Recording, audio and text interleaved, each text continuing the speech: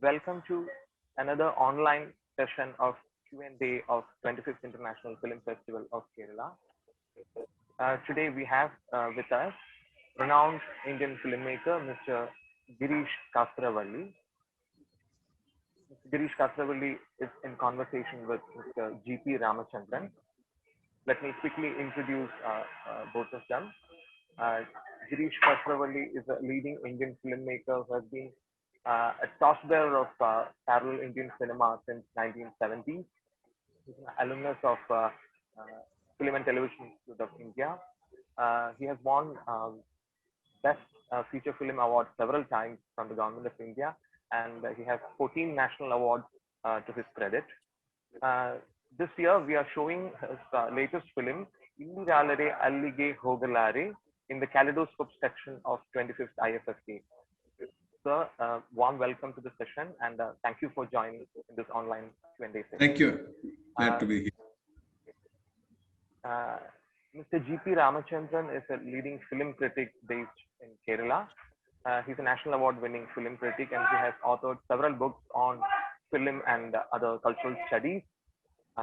He's also a member of General Council, member of the Kerala State Chalachitra Academy, and a member of the selection panel of Sri G.P. Ramachandran. Welcome to this session, and handing over the session to both of you. Have a good session. Girishji, sir, welcome to the 25th International Film Festival of Kerala.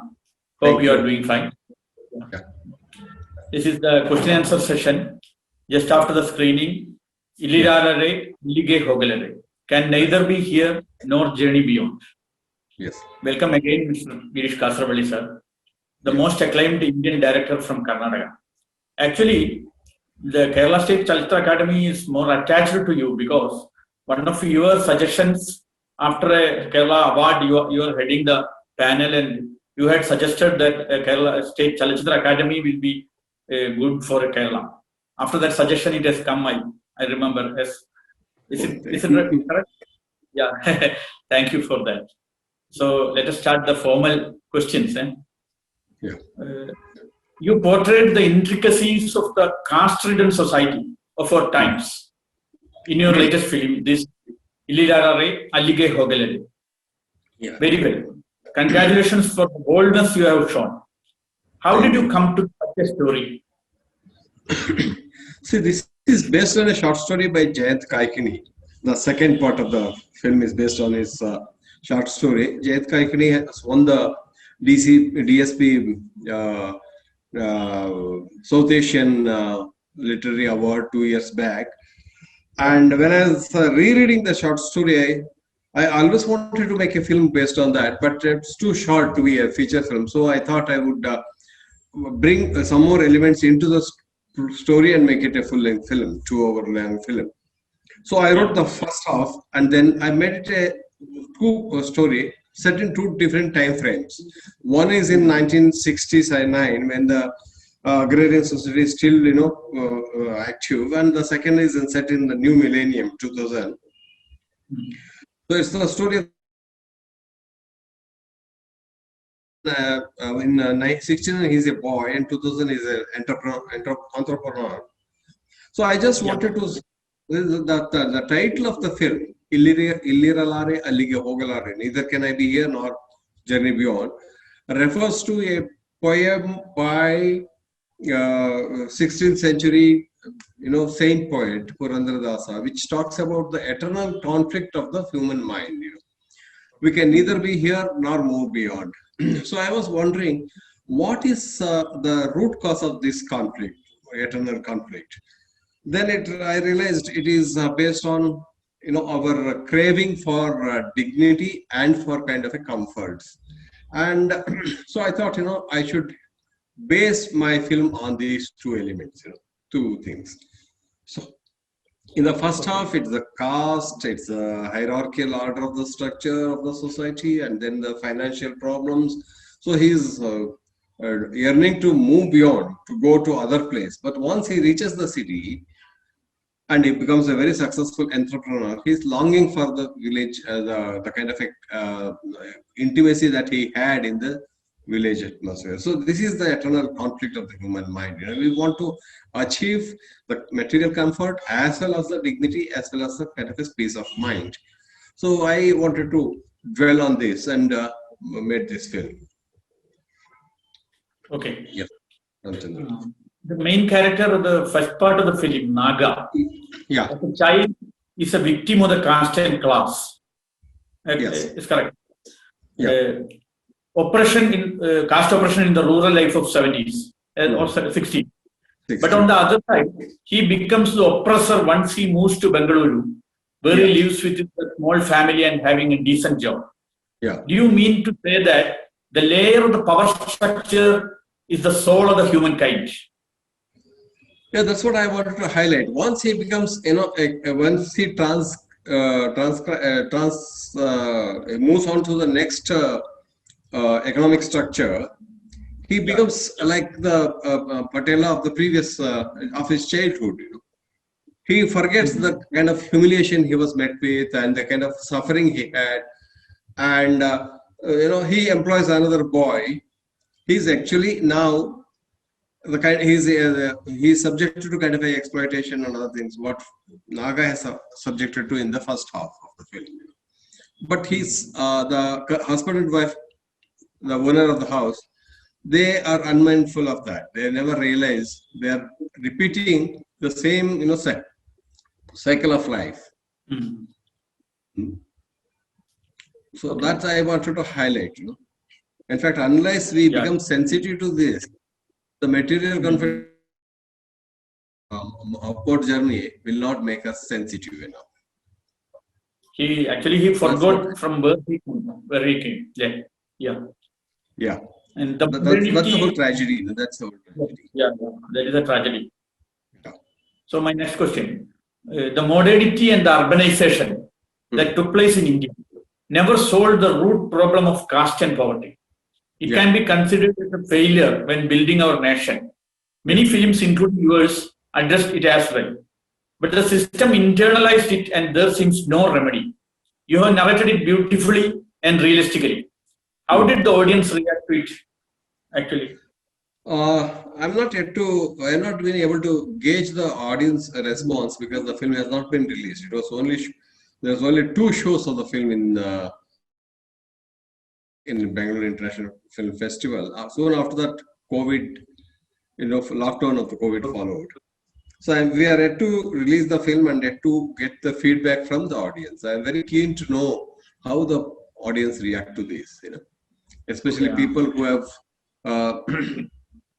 who are oppressed in their childhood and they become slightly successful entrepreneur. And do they do this self-analysis after watching the film? I am very curious to know that. So it will be released soon, or you are planning to release it? Yeah, it all depends on how the state governments open the theater. Do they give the permission? If the audience start coming to the film hall and all that? So I'm not I can't really say that right now. Actually, in Karnataka, theaters are not open yet. Not fully open. Okay. So my next question.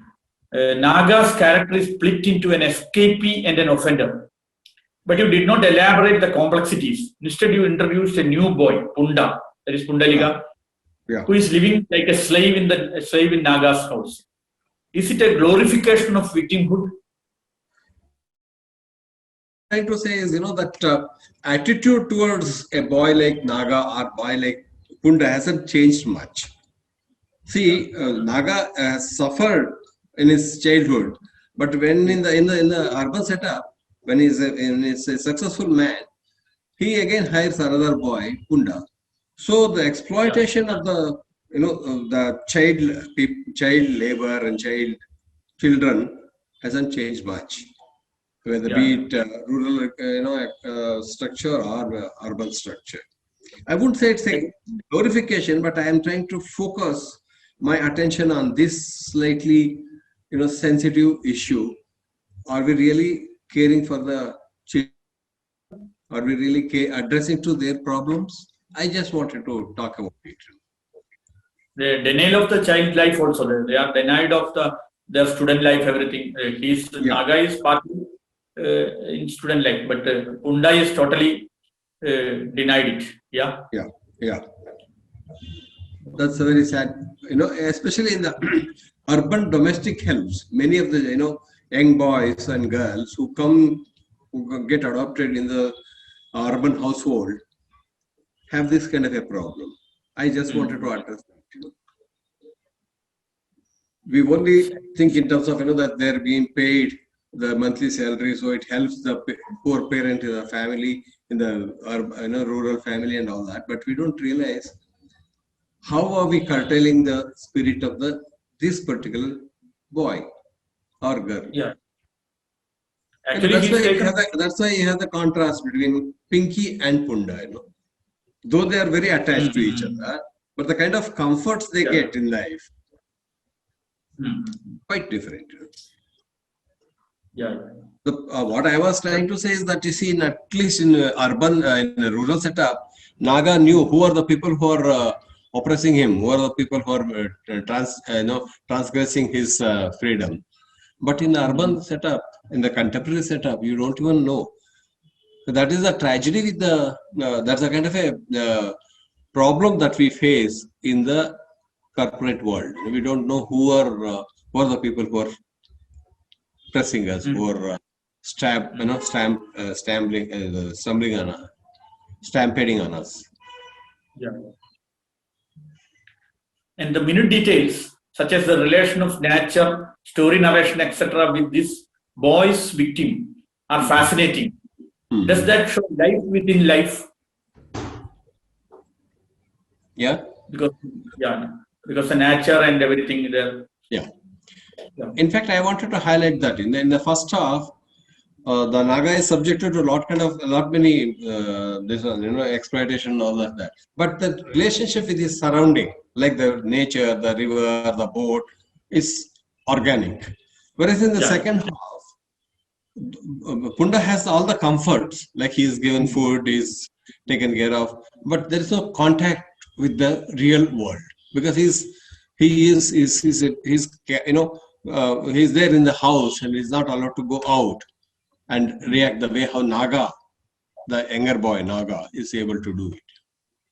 So I wanted to bring this contrast. You have a nature and the beauty there.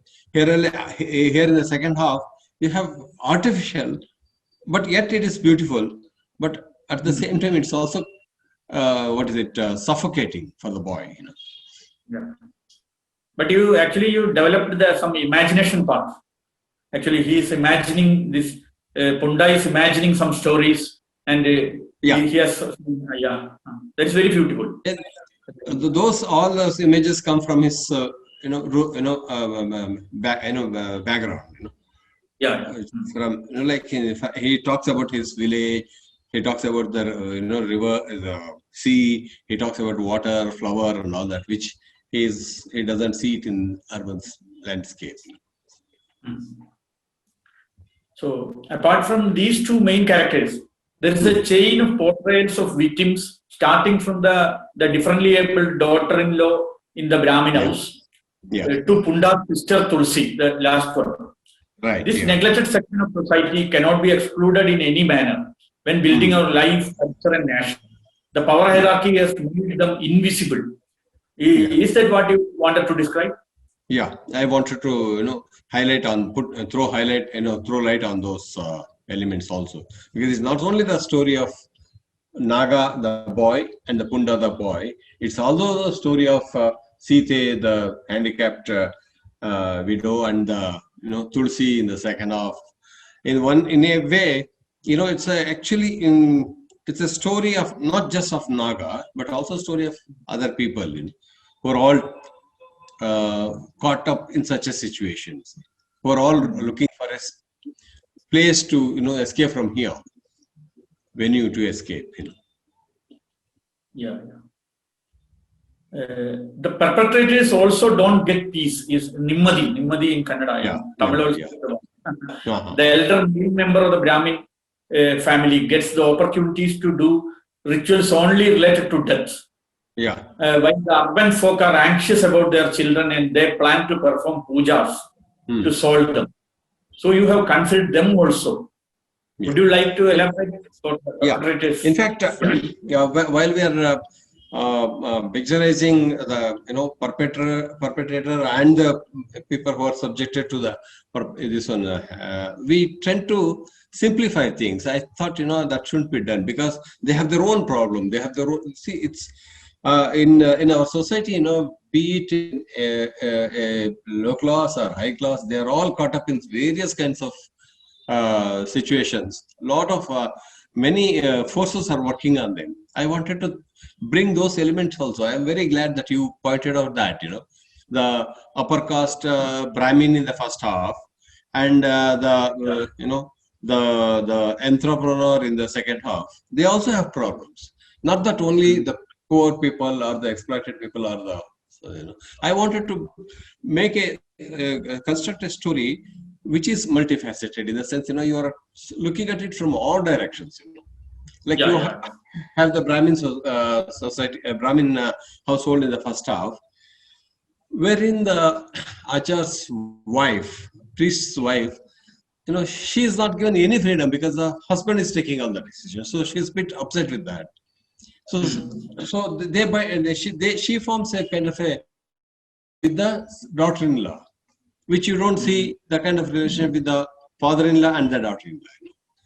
Here in the second half, Naga, the entrepreneur's wife, wants to go back because she somewhere feels that she's neglecting her son, her child, the daughter.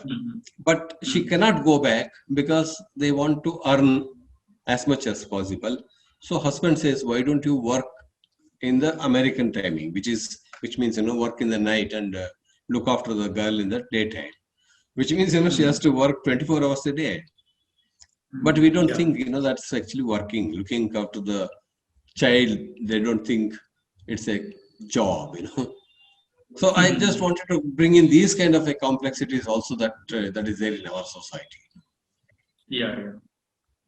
It was well said. And any other thing about the film you have to elaborate or slipped out of my question? Anything? Yeah, some of the details which I thought, like in the second half, I have used glass extensively, and all the memories are there in the photographs. So this is one way of freezing our memory and freezing this one, which is lifeless in a way. Similarly, the images, like you see many times, the reflection in the mirror, they're all lifeless, but yet they look beautiful. Like the urban setting, many of the cases, in many cases, the setting is so beautiful, but it's lifeless. So I just wanted to highlight through these kind of small details, It was beautiful. Oh, so my last question: any new plan? Which is your new film? Anything? Right now, scenario is quite depressing. In the sense, I don't know what is going to happen to the filmmaking fraternities as such soon after the lockdown is, now that it is removed, lockdown is open and the film fraternity started moving. But I don't know how long it will take for our kind of films to, come back, become very active, and when will I be able to make my next film? I'm a little uncertain. But you can use the OTT platform. I don't know. I had a lot of hopes with the OTT, but OTT is also a bit. Somehow it's not economically viable. The producers looks at it from different perspective. We look at it from different perspective. I can understand producer's problem also because he has invested so much of money and he would like to recover it. And OTT, it's not as lucrative as it sounds. Yeah. So thank you very much, Mr. Girish Kasarwalli, sir, for attending this question and answer session of 25th International Film Festival of Kerala. Thank you very much on behalf of Chalachitra Academy and on my personal behalf. Thank you. Thank you, Ramchandran, for giving me this opportunity to interact with the audience in the absence of a live interaction. At least this would substitute that, it gives me an opportunity to interact with my audience, and audience would probably get an opportunity to understand the filmmakers, what was he trying to do and all that. So thank you for beautiful questions. Thanks. I also thank Kerala Chalachitra Academy's efforts to organizing this 25th International Film Festival and give me this opportunity. Thank you very much. Thank you.